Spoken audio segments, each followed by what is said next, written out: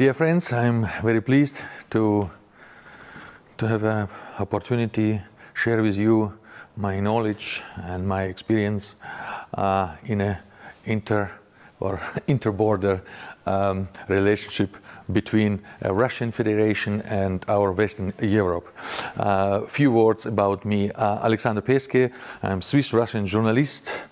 I was built up in Switzerland for journalistic activities, but I was born 45 years before in Russia, the son of a Russian mother and Estonian father. Not Estonian, but Baltic German father. You know, to the Hanseatic League times, many Germans goes to the east, you know, 1,000 years before.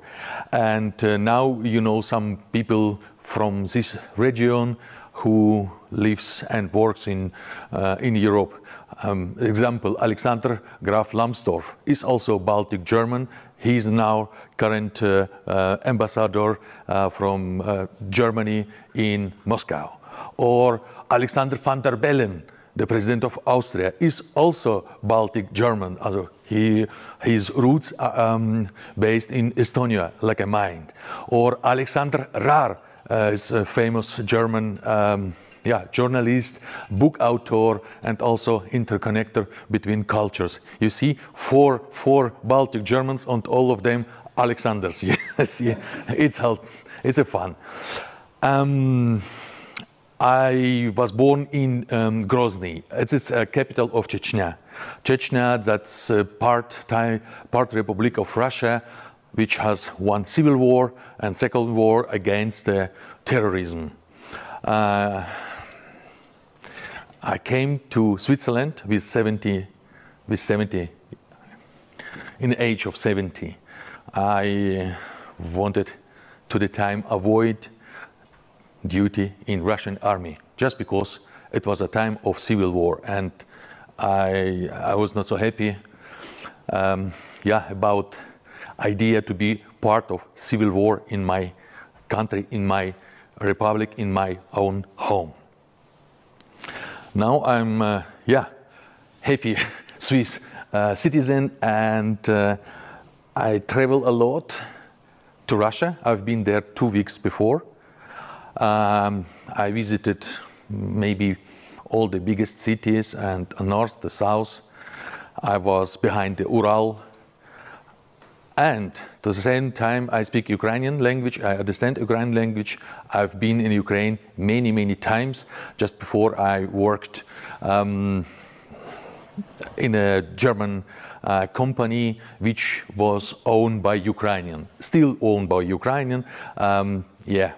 I've been in Donetsk, Mariupol, Dnipropetrovsk, Zaporizhia, Odessa, Kiev, Lviv, all the cities in Ukraine I know not from TV or newspapers.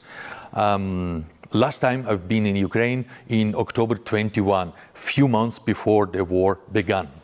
It's a little bit information about me for the people who looks, you know, on YouTube or on Facebook and asking who the guy.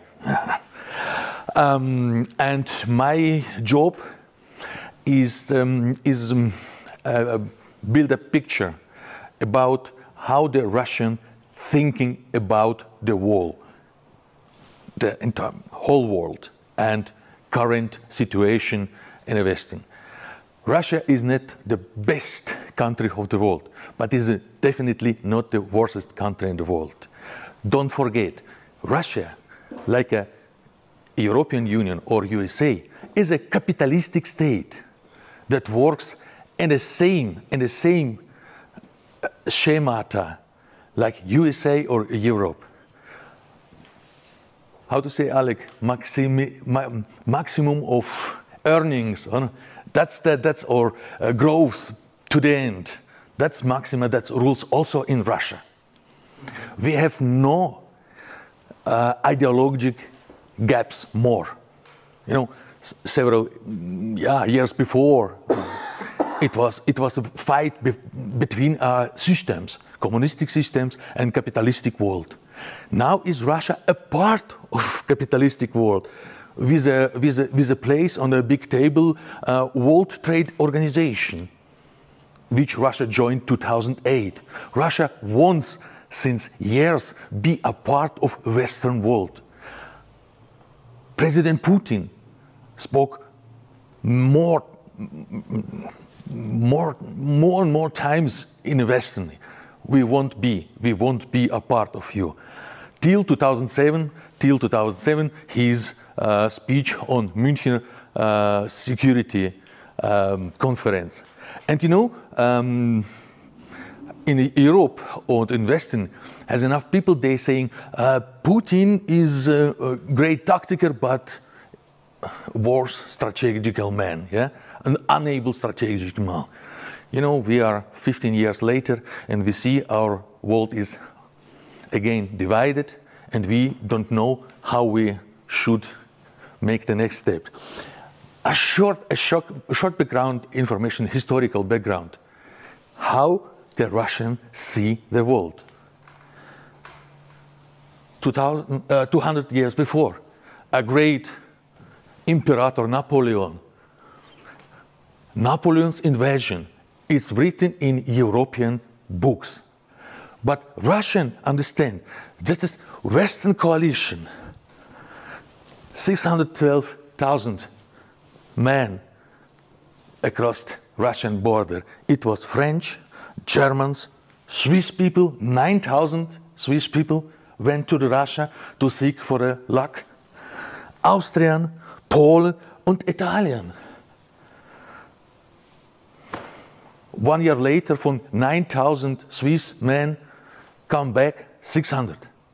600. It was a disaster. For Napoleon, it was also a big mess for Russia. Old capital Moscow was fired till bones and stones. 500,000 Western soldiers, fathers, sons, and men died on this road.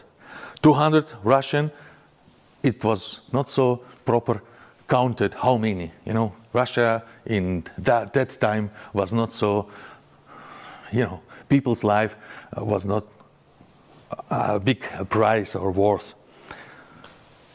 50 years later, Crimea War.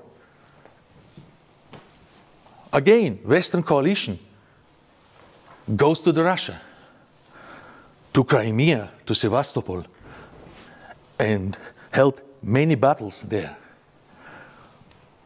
French, British, Ottoman, Turk, and Sardinia Piedmont. It was before Italian state was founded. You know, 50 years later, against the entire Western, goes to Russia to search for luck.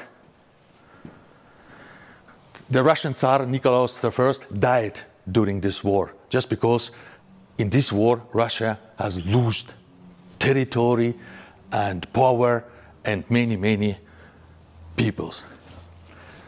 50 years later, Allied Western coalition intervened in the Russian Civil War to beginning of last century. French, British, US, Hellenic, Polish, Czech, Serbs, Czech, Canadian, Japan. Also Australian wars in this war on Russian ground. At the same time, to Russian Civil War. You see, Crimea is again under Germans, Odessa under French and British. British attacked Arkhangelsk in the north, brought the tanks, and look, that's a Russian in civil war, and there's a Western guy who bring the weapons. That's the picture of that time. Is our history. In my breast beating two hearts, a Russian heart and my German blood heart. You know, like a Russian flag is an eagle with two heads, is a heritage of Byzantine Empire. One Russian head looks to Europe just because the last Tsar Nikolaus was for maybe 75% of his blood a German guy, only for 1% Russian. And second head of this bird looks to the east. Russia is biggest country of the world, 70 million square kilometers compared to the Switzerland, 41,000. 70 millions. The border of Russia has a length of 60,000 kilometers, is more than a quarter. 22,000 on the ground and 38 on the sea. I'm sharing completely the opinion of Mr. Bossart. Russia has no idea or needs invade now maybe Baltic states. For what? Baltic states is almost pure. The people went in the Baltic states live only old people. No gas, no oil, no diamonds, no gold, nothing. Russian cannot rule his own land. And please compare, now is Russian army is about 1,000,001 or 1,200,000 warriors. Compare Stalin's Red Army, which was able to take our Warsaw, Prague, Berlin, Wien, and Budapest, has more than 30 million warriors, 30. At the same time, it was possible to occupy a half of Europe with 30 million soldiers. And now it was million. Come on, it's a funny. But second World War, many say, you know, this is Hitler Feldzug, Drang nach Osten. No. For Russian, it's not a Hitler. It's 6 million Germans, 600,000 Italian, 600,000 Romanian, 200,000 Hungarian, 20,000 Slovak, our brother, 3,000 Spanish. You know? And the Finnish guys, all them went to the Moscow, to Stalingrad, to Baku. Also they want oil also. Drang nach Osten. New space for European Aryan people. Russian was counted as Untermensch, a people to second or third class. In this bloody war, you see, 11,500 casualties Russian is only military casualties. Is no civilian in this number. And close to 9 million casualties from coalition. Yeah, it was a price for Hitler's plan to overtake Russia, to get new space. But we are living in a world, the entire world says the Russians are coming in Europe.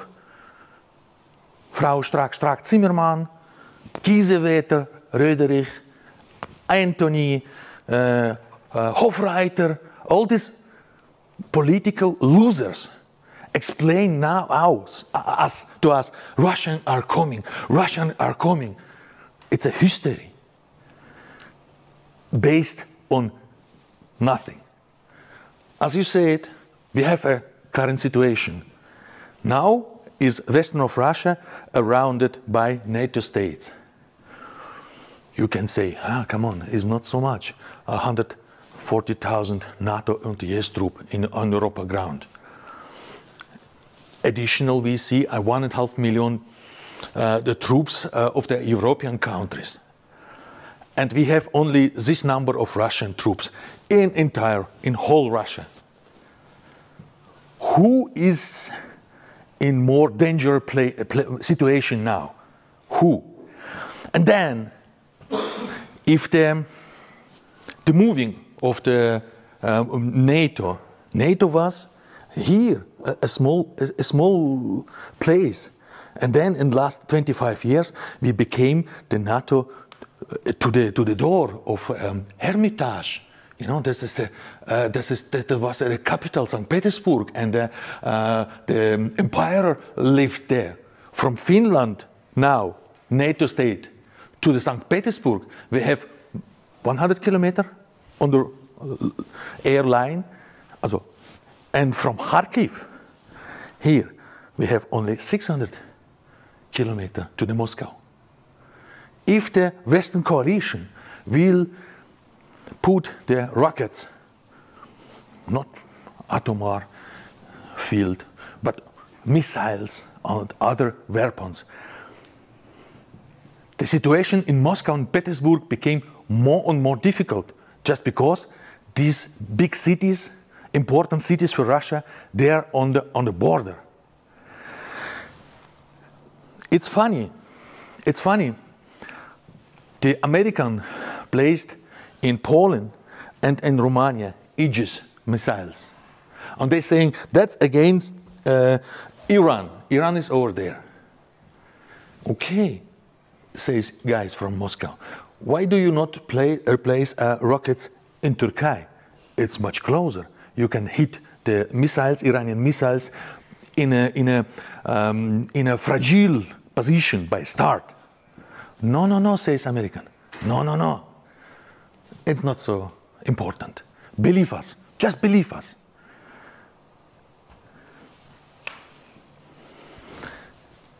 About Russia. Never lived Russian people so wealthy, so healthy, so long, and so free like now. That's the figures from World Bank. It's not Russian figures. It's a World Bank. No poverty, zero hunger. Some more data. 90% of people has free access to internet. Free access to internet. With some propaganda sources are banned. Deutsche Welle, BBC in Russian, or several names. Internet is free. People who live in the country has whole information from the world. They can build about how we're living here in Europe, in America, in US, or entire world. Yet I make a switch to Ukraine. I love Ukraine. I know the people. My wife has her first last name as also Ukrainian. We don't know how her family gets Ukrainian last name. That shows how our common history work between Russian and Ukrainian. You see no red lines, no borders. We are one people's group and family. No one asked. Alexander Novak is a vice-premier of Russian government. Is the man who deals with Arabian, with Colombian, with Venezuelan guys about the oil business. We know, you know the story, how the oil cartel names, OPEC plus. This guy is Ukrainian, born in Ukraine. Madame Matvienko, she is the head of parliament chamber, like in Switzerland, Ständerat. She was born, she wearing Ukrainian name. She loves Ukraine. And many people in Russian government, they've been born in Ukraine and they're wearing Ukrainian names. It is not a conflict between Russian and Ukrainian people. We have a strange situation. Ukraine is not in NATO, not in European Union, but is a willing state. It lives like they would be a part of Nato. I give you source, no Russian sources. It's Carnegie Endowment International Peace. And they're writing very interesting material. The sources are also here. Underachiever Ukraine economy since 1991. I've been with a big German delegation in Ukraine, and we are visited on ask from Ukraine Oboronprom. That's the firm that's achieving Ukrainian defense industry. I saw it, Antonov, the plant where being built airplanes. I saw it, state Mariupol wagons plants. In Lviv, buses plants. In Kharkiv, I've been in plant named Malishev, where built tanks. As empty spaces. Ukraine, it was third or fourth economy in Europe after 1991. They was able to build rockets for space, airplanes, tanks, buses, car carrier, also Lastwagen. They were the biggest air carrier of Soviet Union was built also in Ukraine. And of China. That's live here now in China. But they've been built in Ukraine. It was industrial cluster and monster. Now, 30 years later, Ukrainian to make a painting of their, Fischer Kutter, they have to cross a Black Sea to the Turks. Turks make a reparation. No ability, no heritage of industrial times. Zero. Empty spaces. Why? That's nice. When corruption, efficiency, Ukraine has a good geography, Black Sea, harbors, east to west roads and railways. Oh, nice. But Ukraine's population seems poised to continue declining. The people go out from Ukraine since years and years just because they are not believe in this state. It's written here. It's written by American NGO, that Ukraine is a classical type of failed state. Ukraine bleeded out since years. And it's nice. These two has no chance to share Ukraine in 2013. Many of people saying, Russia will kill Ukrainians, Russia will destroy Ukraine just because of history and blah, blah, blah, blah, blah, blah. No. Russia and EU are competitors in the same capitalistic world. And they are fighting for their sales market. Point. No ideological gaps. Merkel has promoted Eastern Partnership, and Putin, when he builds Eurasian Union. And Ukraine with 35 million customers, with gutted economy, is like is like a druggler, how to say it, people who needs every day a shot. Ukraine producing nothing. It's a good marketplace. You can deliver goods and selling to the people. Merkel and Putin was not able to find an approach to be able from both sides dealing with Ukrainian people. It was the beginning of the mess. It's funny. Many people say revolution of dignity in Ukraine. What is revolution? 10 years before we had a first Orange Revolution in Ukraine. Also 2 revolutions in 20 years. Also is typically violent, okay, in government and related association, blah, blah, blah. But what revolution has to do? The revolution had bring a new order, different from the preceding one. But Ukraine has no revolution. One group overtake the power against competitors. Poroshenko is the competitor of Yanukovych. Both is oligarch. They are fighting for their business. Is not not a lack of democracy and right state and something like that. In Ukrainian parliament, you will never find in the last 30 years a party who wearing name Social Democrats or Christian Democrats or Liberal Party or Green Party. Nothing, zero.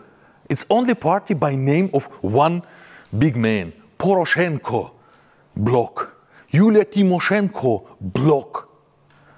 You can read in Ukrainian newspaper, not Russian, not Western, in Ukrainian newspaper, the names of MPs who sit in which loan group, loan list, payroll.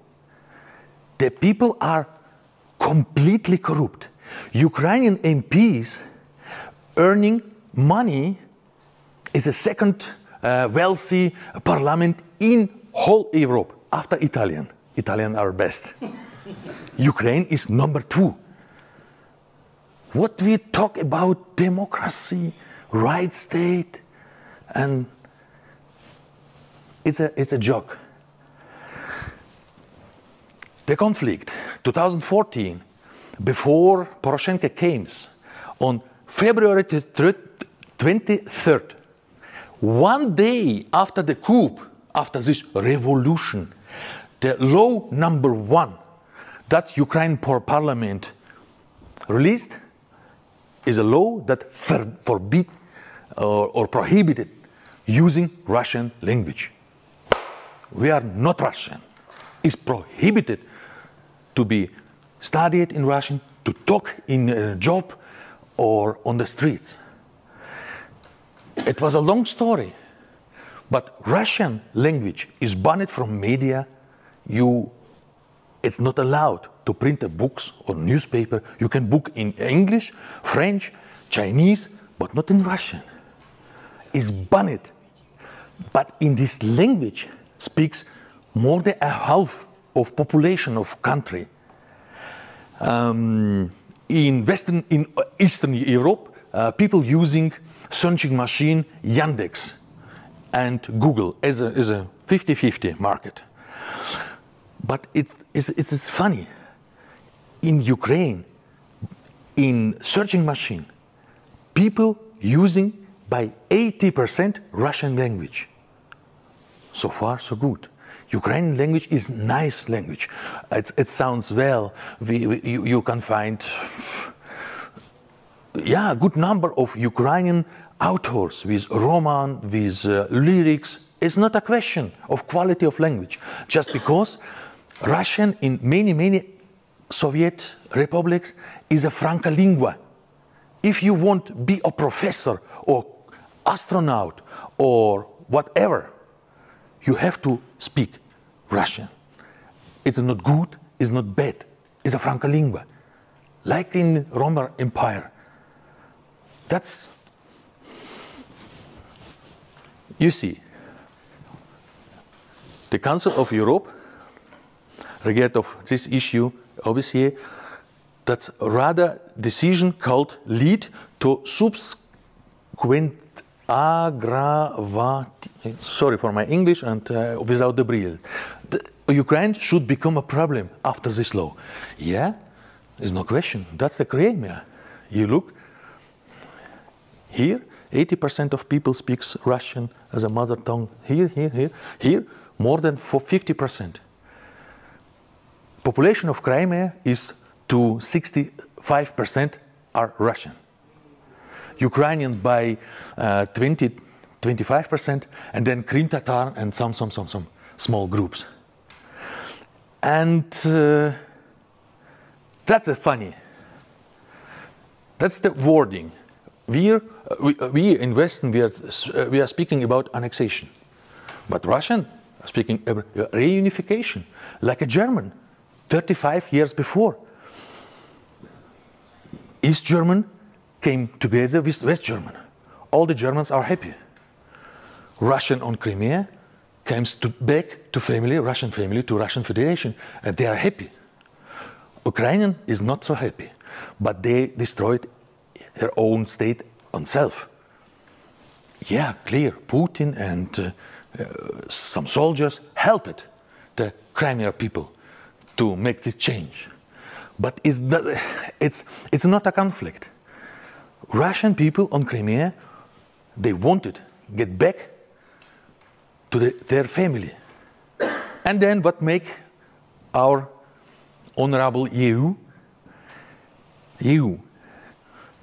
don't believe that people on Crimea voted for change to Russia.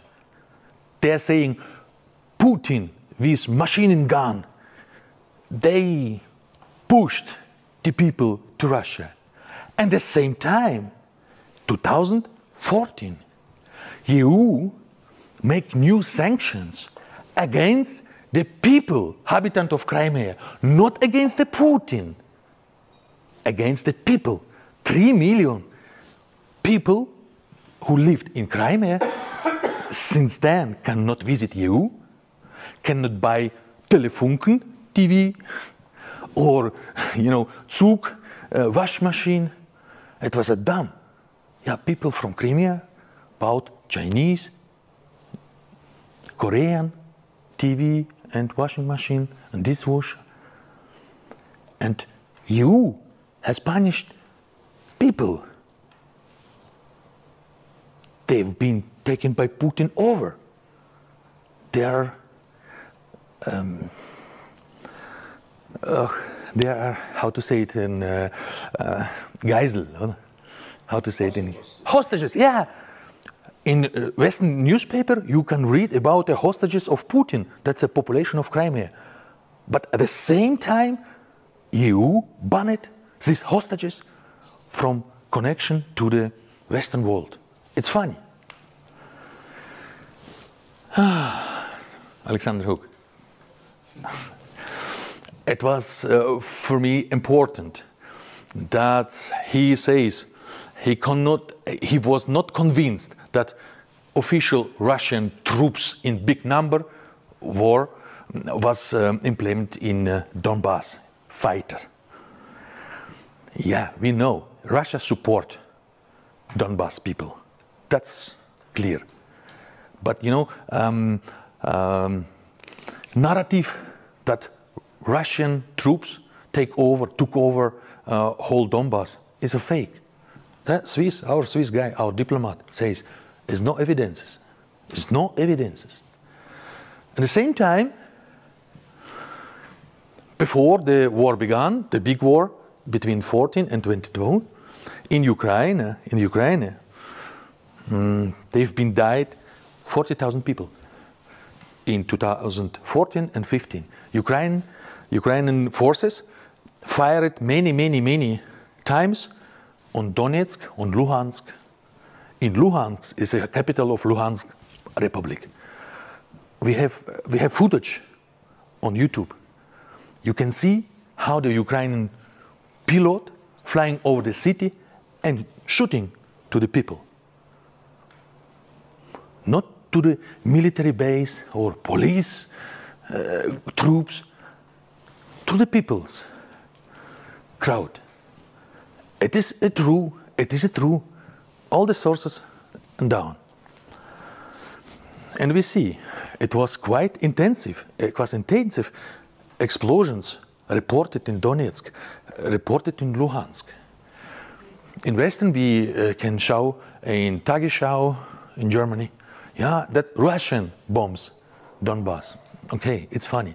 You have to once visit this region and you see from which side comes the bombs. Once again, this Schmierentheater. That's she has lied to him and he lied to her. Yeah, Putin says 2014 on Crimea, these green people is not our guys. It was not true.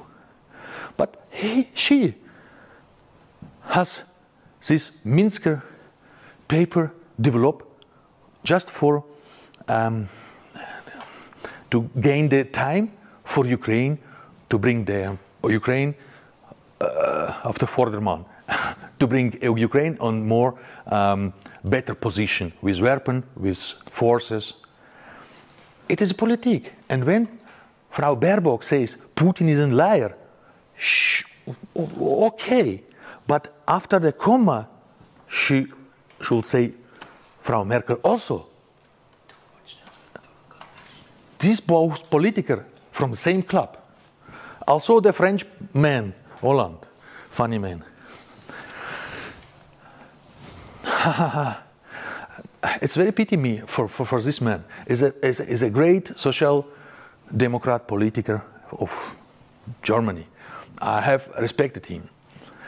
He tried to deal with this conflict. Steinmeier plan, we know it. He wrote one plan, second plan, third plan. Ukraine, in spite of them, they reveal no one point in Minsk Abkommen and Steinmeier plan. Steinmeier was angry with Ukrainian guys from Kiev. But now, after war began, he went to Canossa on the knees to Zelensky. It is the great German politician is now smaller than the smaller Ukrainian president in his figure. That's pity. I mean, it's pity. What I can say about Vladimir Zelensky? Yeah, he was not bad guy. He was a proper guy. No connection to oil businesses, gas businesses, or some difficult businesses. He was a showman, and he was a good showman. He earned honest money and leave it and buy some houses in Italian or on Crimea. It was a clear story. But he thought his country needs him. And that's his words. I will kneel before the people of Donbass.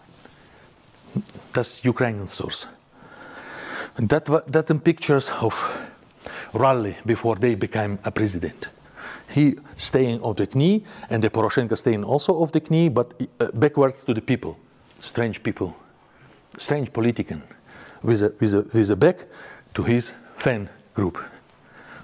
The guys are a little bit dizzy. Please. 3 promises did he before he became president. Freedom on Donbass, introduction of referendum. I was happy. I thought Ukraine comes ahead, like Switzerland with our culture of referendum. People has to be asked what they want. Just because the Poroshenko has written in the constitution way to the EU and way to the Nato before, without asking a people, without a decision of parliament. Just because Poroshenko means, I can, yes I can. The guys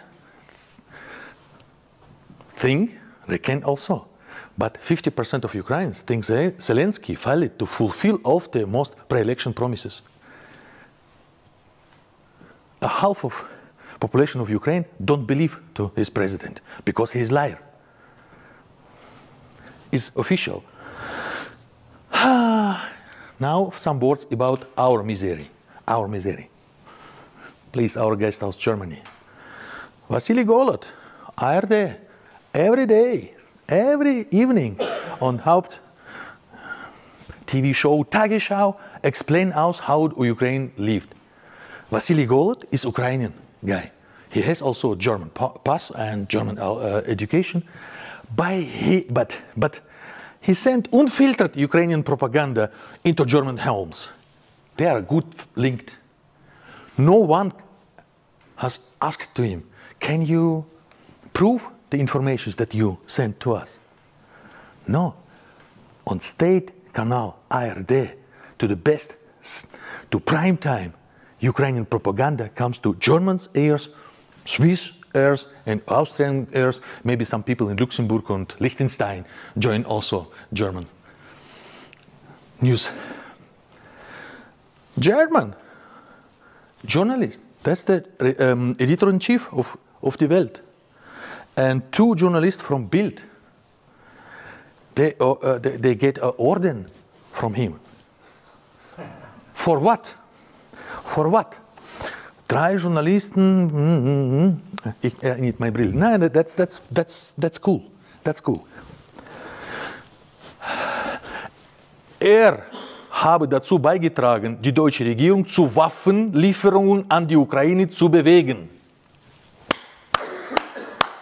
German press moved their government, pushed the government to deliver weapons to Ukraine.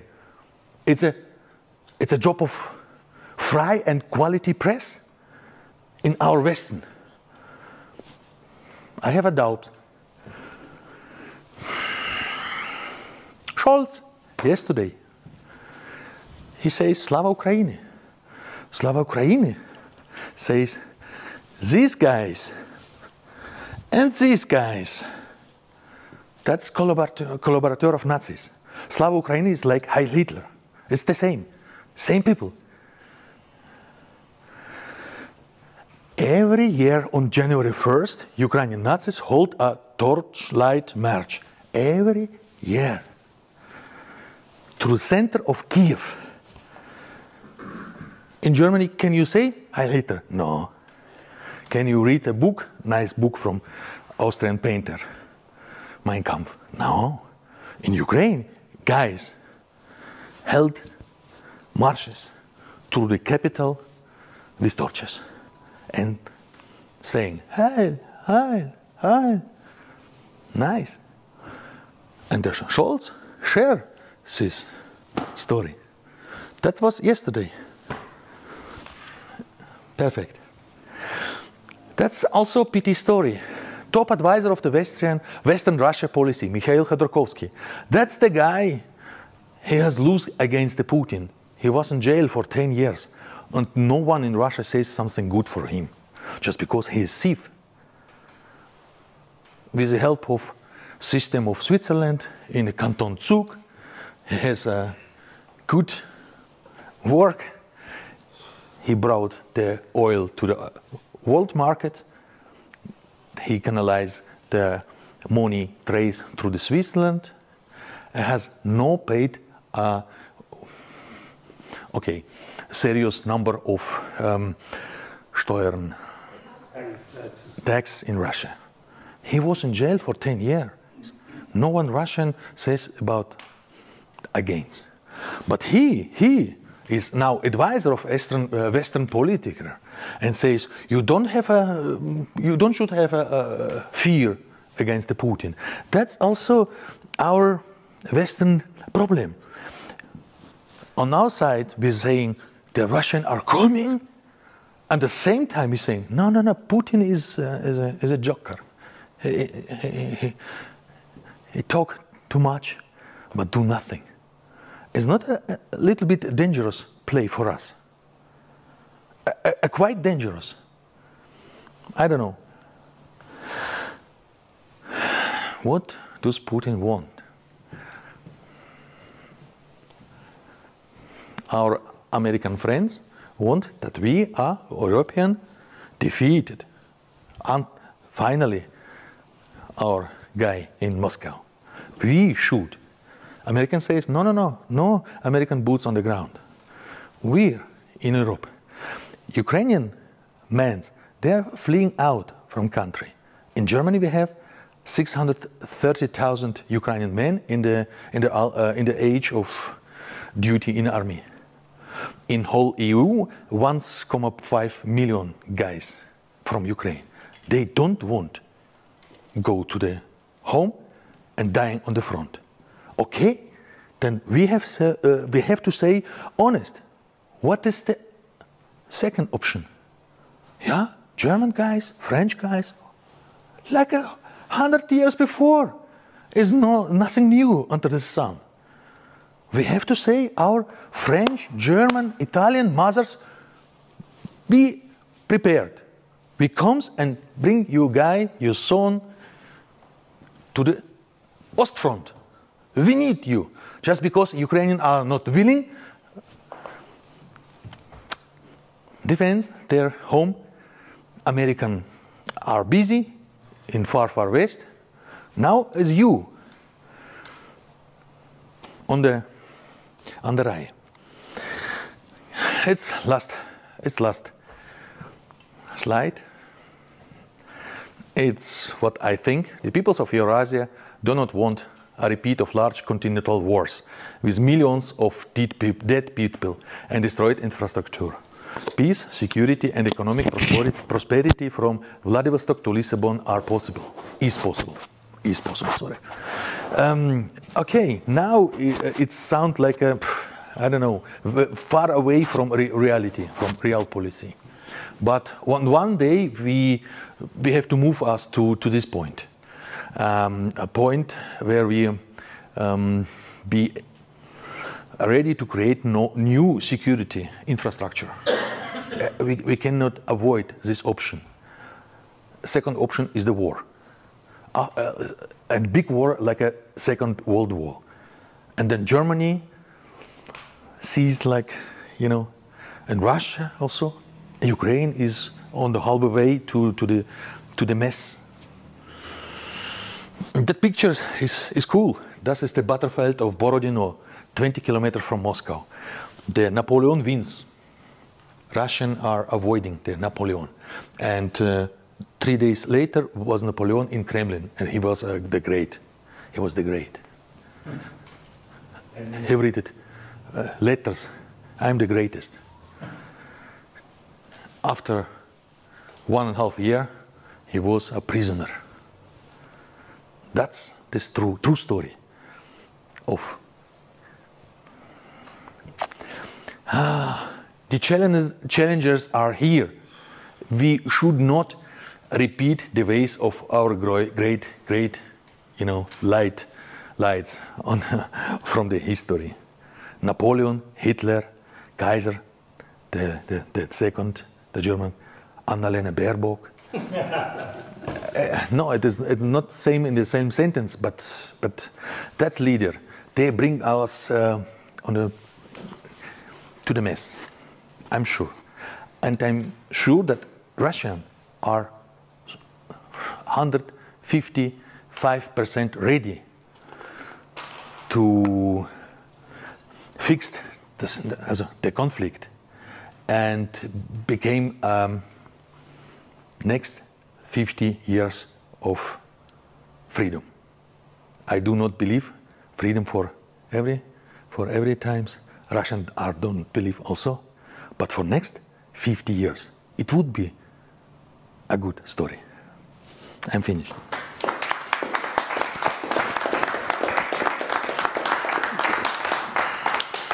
Short session of questions, maybe only 2, because afterwards we would like Great. Because already it is the government is ready. Okay, one question and then One question maybe and then we are bilateral. Okay. No, two questions. Okay. All right, thanks. I have a quick question on in 1991, I think in April, Ukraine declared independence from the Soviet Union still Correct. at that time. Now, I believe they did that not independently. Who was behind that push for independence? Do you know? It's difficult to say, but you know, the people of Soviet Union, Uzbeks, Estonian, Ukrainian, they've been tired about, you know, Soviet order. They've been really tired, and it's funny. But in the same year, 1991, Ukraine has last or second before the last referendum. And 74% says, no, we won't stay in Ukraine in April or March. And then Ukrainian government says, no, it was consultation, nothing. And they make a 6 months really pushy news propaganda. And then in December of 1991, second referendum. And then Brexit or Ukraine exit was prepared. My question is to the numbers you mentioned in World War II. 11,444,000 Russian casualties. Soldiers, only yes. militaries. My numbers are 13 million and the same amount of civilians. Which Yes. number is right? Yes, you know, different sources gives different numbers. This is a number only for soldiers, yeah? You know, they are without partisans, without people in... without the people who, how to say, civil people. In Belarus, died every fourth man. Yes, but casualties does not mean died. Killed means dead, and casualties means killed or wounded. I saw it in German, I believe, and then it names died and verwundet, so dass sie nicht zurück in den Kampf kehren können. Also. But I think it's 13 million dead, and the same amount dead of civilians. Yeah, civilians, yeah, also. Yes, also. Yeah. 26, 27. Also in Russia, they're talking about 27 millions. Yes. 27, also whole number. Killed. No. That's losses. Okay. Losses. 27 million losses. Okay. And then it's a different category, and I just have to pick up something. Thank you. Thank you very much. Great. So now we immediately go without break to take over now. Yeah.